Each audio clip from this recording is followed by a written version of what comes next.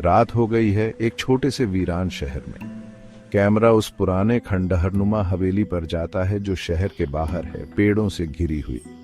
हवेली की खिड़कियों में परछाइयां हिलती हैं और चारों ओर एक भयानक धुंध फैली हुई है। हवा में एक अजीब सी सिहरन है, जैसे कुछ अनहोनी होने वाली हो। हवेली के अंदर हमारी नायिका क्लेयर से मिलते हैं, जो एक पत्रकार है और थोड़ी शक्की भी। क्लेयर ने कई रहस्यमयी कहानियों पर काम किया है, लेकिन हॉलो हाउस का रहस्य कुछ अलग ही है। यह हवेली, जो अब खंडहर बन चुकी है, कभी एक समृद्ध परिवार का घर हुआ करती थी, लेकिन अब यह सिर्फ डर और रहस्य का प्रतीक बन चुकी है।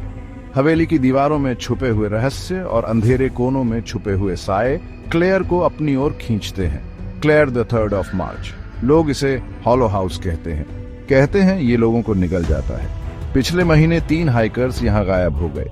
देखते हैं इसमें भूतिया कहानियों से ज्यादा कुछ है या नहीं। मैंने सुना है कि यहाँ रात में अजीब आवाजें आती हैं, जैसे कोई फुसफुसा रहा हो। कुछ लोग कहते हैं कि उन्होंने यहाँ परछाइयां देखी हैं जो दीवारों पर चलती हैं। हवेली के अंदर कदम रखते ही एक अजीब सी ठंडक महसूस होती है। ऐसा लगता है जैसे हवेली की दीवारें भी कुछ कहना चाहती हैं। क्लेयर, इस हवेली के बारे में जितना सुना है उतना ही डरावना है, लेकिन एक पत्रकार के रूप में मेरा काम है सच्चाई का पता लगाना। मैंने अपने साथ एक कैमरा और एक रिकॉर्डर लाया है ताकि मैं हर चीज को दस्तावेज कर सकूं। अगर यहाँ कुछ भी असामान्य होता है तो मैं उसे पकड़ने के लिए तैयार हूं। हवेली के हर कोने में एक कहानी छुपी हुई है और मैं उन कहानियों को उजागर करने के लिए यहाँ हूं। क्लेयर, हवेली के अंदर कदम रखते ही एक अजीब सी ठंडक महसूस होती है। ऐसा लगता है जैसे हवेली की दीवारें भी कुछ कहना चाहती हैं। हर कोने में एक कहानी छुपी हुई है और मैं उन कहानियों को उजागर करने के लिए यहाँ हूँ। मैंने सुना है कि हवेली के पिछले मालिक ने यहाँ कुछ छुपाया था और शायद वही इस रहस्य की कुंजी हो। हवेली के अंदर की हवा भारी और ठंडी है, जैसे किसी अदृश्य शक्ति ने इसे जकड़ रखा हो। क्लेयर, मैं धीरे धीरे हवेली के अंदर बढ़ रही हूँ। हर कदम पर सतर्क, हर दरवाजा, हर खिड़की, हर कोना एक नया रहस्य खोलता है। मुझे नहीं पता कि आगे क्या मिलेगा, लेकिन मैं तैयार हूं। यह सिर्फ एक कहानी नहीं है, यह एक खोज है और मैं इसे अंत तक ले जाऊंगी। हवेली के अंदर की हर आवाज, हर सरसराहट जैसे किसी भूत की फुसफुसाहट हो। दीवारों पर चलती परछाइयां और अंधेरे में चमकती आंखें जैसे किसी अनदेखी शक्ति की निगरानी हो। क्लेयर को अजीब चीजें दिखती हैं। दीवारों पर गहरी खरोंचें, एक धीमी सी फुसफुसाहट जो कहीं से आ रही है और एक टूटा हुआ शीशा जिस पर खून से लिखा है गेट आउट। मोमबत्ती की टिमटिमाती रोशनी में डरावने साए नाचते हैं। हर कोने में एक अनजाना खतरा महसूस होता है। खतरे से जूझना शुरू हो गया है। अंधेरे जंगल में धुंध के बीच एक छायादार आकृति पेड़ों के पीछे छिपी है। दूर से भेड़ियों की डरावनी आवाजें गूंज रही हैं।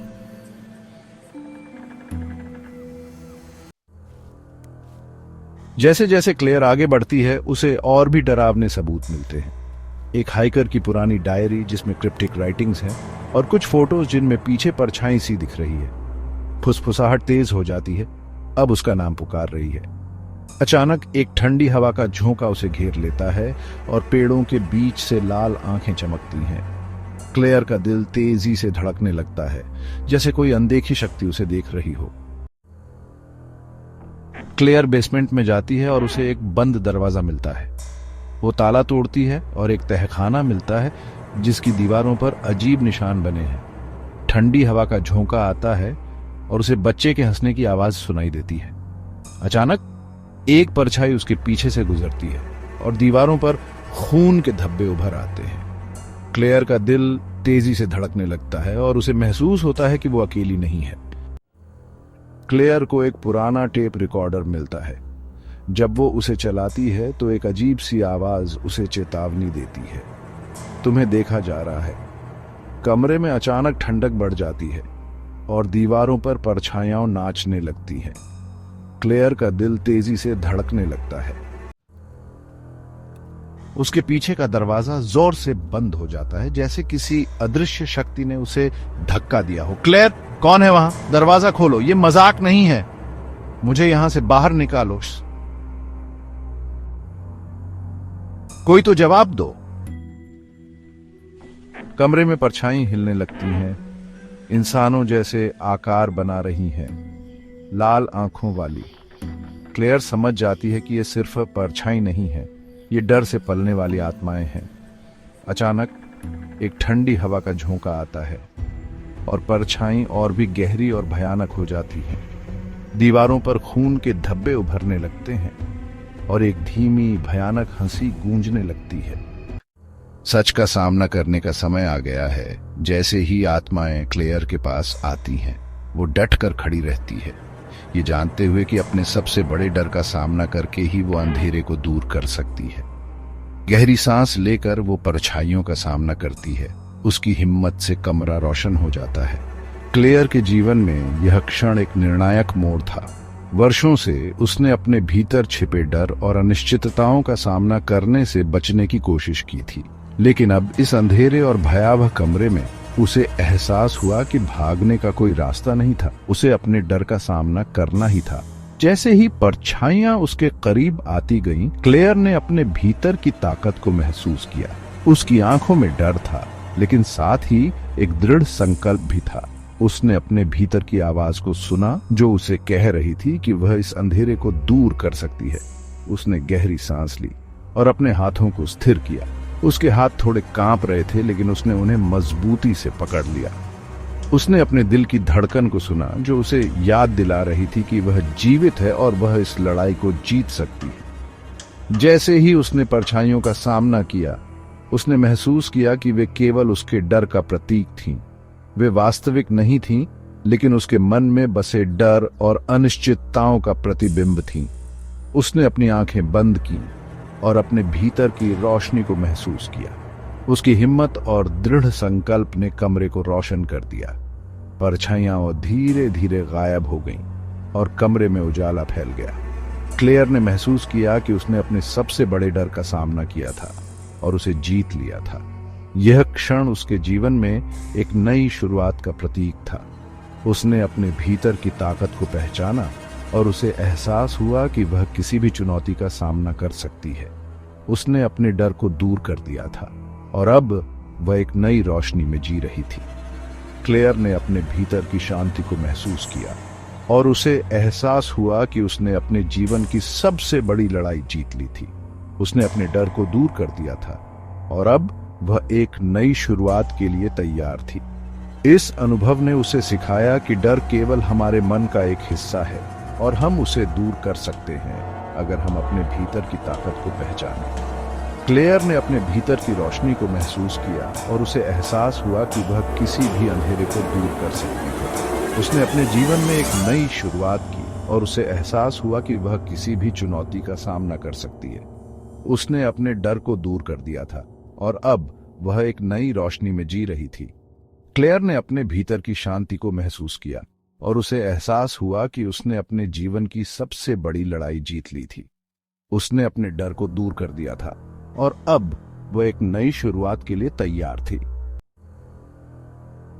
क्लेयर अपने टॉर्च से परछाई वाले जीवों को दूर भगाती है और देखती है कि वे रोशनी में पीछे हटते हैं पर अंधेरे में ताकतवर हो जाते हैं। उसकी सांसें तेज हो जाती हैं और दिल की धड़कनें गूंजने लगती हैं। अचानक एक ठंडी हवा का झोंका उसे छूता है और वह सिहर उठती है। उसे एक पुरानी डायरी में लिखा मिलता है कि घर में छुपी एक प्राचीन चीज को नष्ट करके ही उन्हें भगाया जा सकता है। परछाई वाले जीवों की आंखें चमकने लगती हैं और वे धीरे धीरे उसकी ओर बढ़ने लगते हैं। क्लेयर को अब जल्द ही कुछ करना होगा, वरना अंधेरा उसे निगल जाएगा। क्लेयर हवेली में भागती है। बत्तियां टिमटिमा रही हैं और परछाई उसका पीछा कर रही हैं। उसकी सांसें तेज हो जाती हैं। दीवारों से भयानक फुसफुसाहटें सुनाई देती हैं। उसे वो चीज मिल जाती है, एक भयानक मूर्ति अटारी में, पर जीव उसे घेर लेते हैं। अचानक दीवारों से भूतियां आकृतियां निकलने लगती हैं और हवेली की हवा में एक ठंडक फैल जाती है। क्लेयर अपना टॉर्च ऊपर रखती है। जैसे ही परछाई पास आती है, उसकी सांसें तेज हो जाती हैं, दिल की धड़कनें गूंजने लगती हैं। क्लेयर, तुम मुझे चाहती हो? आओ पकड़ लो मुझे। वो एक भारी मोमबत्ती दान से मूर्ति तोड़ देती है। जैसे ही परछाई उसे घेर लेती है, तेज रोशनी फैलती है और सब शांत हो जाता है। एक ठंडी हवा का झोंका कमरे में गूंजता है। क्लेयर सुबह हवेली के बाहर उठती है। घर गायब है, सिर्फ एक खाली मैदान बचा है।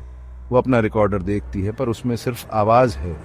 जैसे ही वो गाड़ी में बैठकर जाती है, उसके पीछे के शीशे में एक परछाई दिखती है, उसकी पिछली सीट पर। फिर सब काला हो जाता है। क्लेयर की आंखें धीरे धीरे खुलती हैं और वो खुद को घास पर लेटा हुआ पाती है। सूरज की पहली किरणें उसके चेहरे पर पड़ती हैं और वो उठकर चारों ओर देखती है। हवेली, जो कल रात तक यहाँ थी, अब गायब है।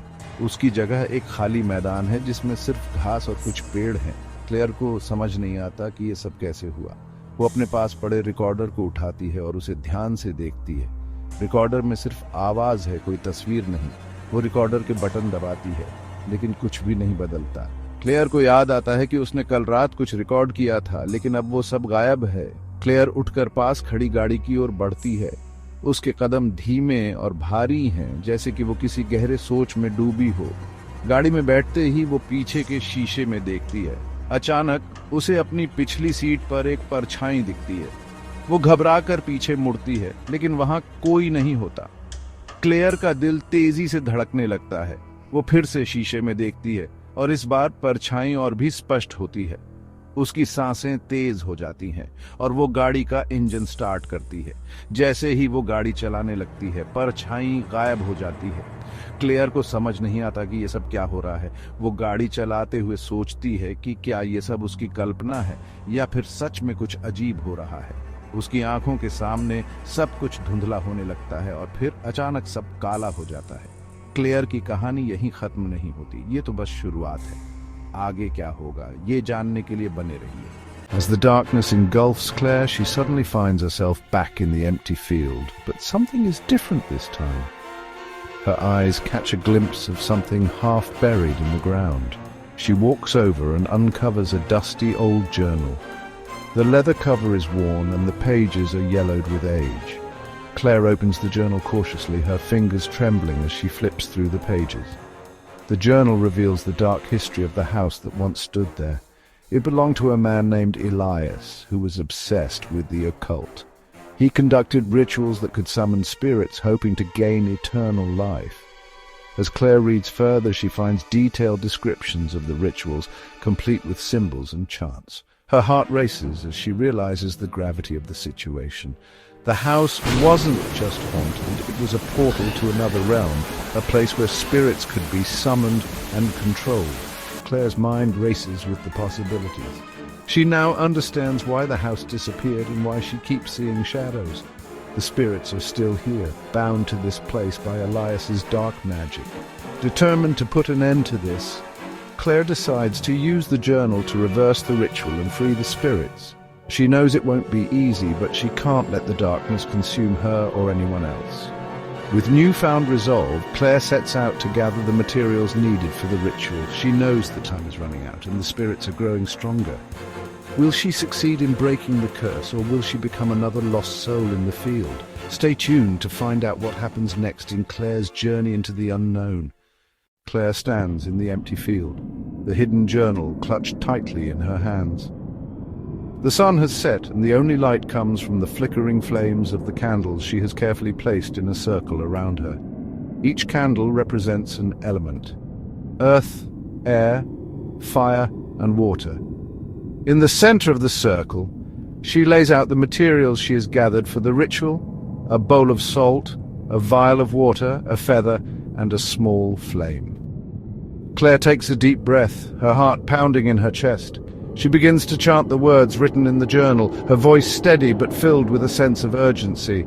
As she speaks, the air around her grows colder, and the shadows in the field seem to dance and twist in unnatural ways. Suddenly, a gust of wind blows out the candles, plunging the field into darkness. Claire's voice falters, but she continues the chant, determined to see it through. The ground beneath her feet begins to tremble, and she can hear whispers all around her, growing louder and more insistent. Just as she reaches the final words of the ritual, a blinding light erupts from the center of the circle.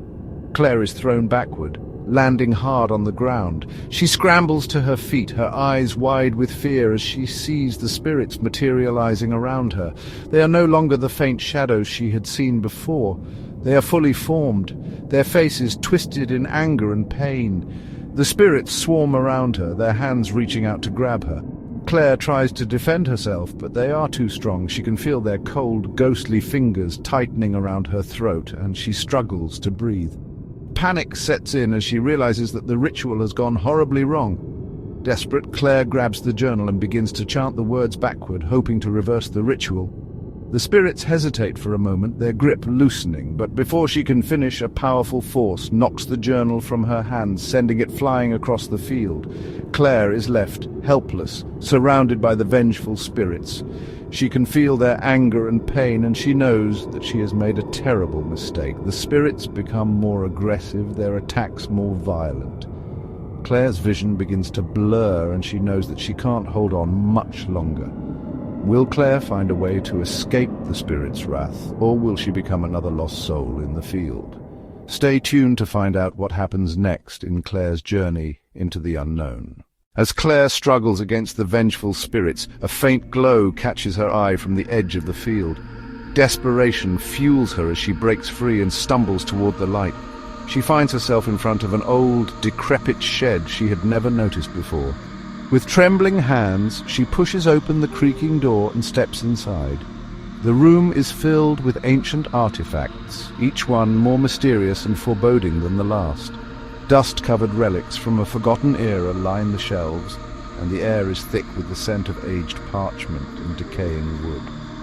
Claire's eyes dart around the room, searching for something, anything, that might help her stop the spirits.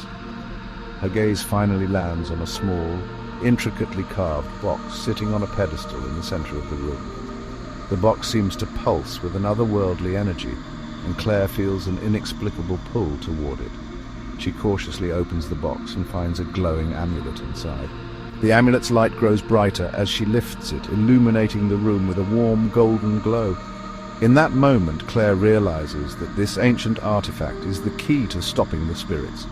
With renewed determination, she clutches the amulet tightly and prepares to face the vengeful entities once more, hoping that this newfound power will be enough to save her.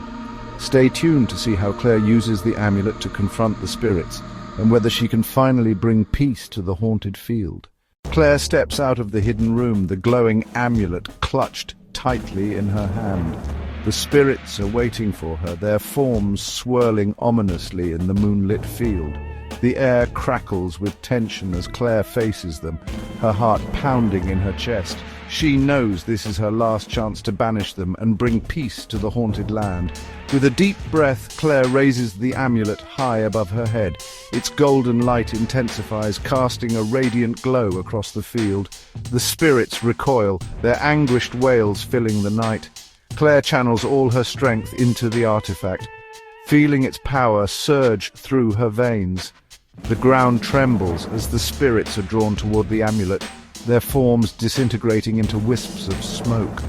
Claire's vision blurs and she feels a searing pain in her chest. She knows that using the artifact comes at a great personal cost, but she pushes through the agony, determined to see it through. One by one, the spirits vanish, their tormented cries fading into the night. The field falls silent, the oppressive weight of the spirits lifted at last. Claire collapses to her knees, the amulet's glow dimming as its power is spent. She feels an overwhelming sense of relief, but also a profound loss. The artifact has taken a part of her, leaving her weakened and drained. As dawn breaks, Claire looks out across the now peaceful field, knowing that she has succeeded in her mission. She has banished the spirits, but the price she paid was steep. With a heavy heart, she rises to her feet, clutching the now dull amulet. She walks away knowing that she has saved the land, but forever changed by the experience. Stay tuned to discover the aftermath of Claire's battle and how she copes with the personal cost of her victory. The house begins to collapse as the spirits are banished. Claire barely escapes with her life. As the last spirit disintegrates into the night, the ground beneath Claire's feet starts to shake violently. The ancient house, having lost the dark forces that sustained it, groans and creaks ominously. Claire's eyes widen in horror as cracks snake up the walls and the ceiling starts to cave in. She stumbles backward, heart racing as chunks of debris rain down around her. With the amulet clutched tightly in her hand, she makes a desperate dash for the exit. The walls buckle and splinter, the floor giving way beneath her. Claire leaps over a gaping chasm that opens up in the floor, landing hard on the other side. The front door is just ahead, but the collapsing structure threatens to block her escape. Summoning the last reserves of her strength, Claire sprints forward, dodging falling beams and crumbling masonry. Just as the house begins to collapse entirely, she throws herself through the doorway, landing in the moonlit field outside. Behind her, the house implodes in a deafening roar, sending a cloud of dust and debris billowing into the night sky. Claire lies on the ground, gasping for breath, her body bruised and battered but alive. She watches as the house, once a monument to malevolent spirits, is reduced to rubble. She clutches the now dull amulet to her chest, feeling the weight of her victory and the cost it demanded. The spirits are gone, the house is no more, but Claire's journey is far from over. She rises to her feet, the first light of dawn breaking over the horizon, and walks away from the ruins, forever changed by the ordeal. Stay tuned to uncover how Claire rebuilds her life amidst the aftermath of her harrowing escape. As the dust settles and the echoes of the collapsing house fade into the night, Claire stands amidst the ruins, her breath heavy and her body trembling. The amulet, now a lifeless relic, dangles from her hand. The horrors she faced within those cursed walls replay in her mind, each memory more vivid and haunting than the last. Her eyes scan the debris, the remnants of a malevolent past now buried beneath the rubble. The spirits may be banished, but their whispers linger in her thoughts, a constant reminder of the darkness she confronted. She closes her eyes, feeling the weight of the ordeal pressing down on her soul. Claire's reflection is interrupted by the first light of dawn breaking over the horizon, casting a soft glow on the devastation. She takes a deep breath, the cool morning air filling her lungs, and begins to walk away from the ruins. Each step is heavy with the memories of the spirits and the horrors she faced, but also with the resolve to rebuild her life. As she moves forward, she knows that the scars of her journey will never truly fade, but she is determined to find a new path. The house may be gone, but its impact lingers, shaping her into someone stronger, more resilient. Claire's story is far from over, and the next chapter awaits. Stay tuned to see how Claire navigates the aftermath of her harrowing escape and the challenges that lie ahead.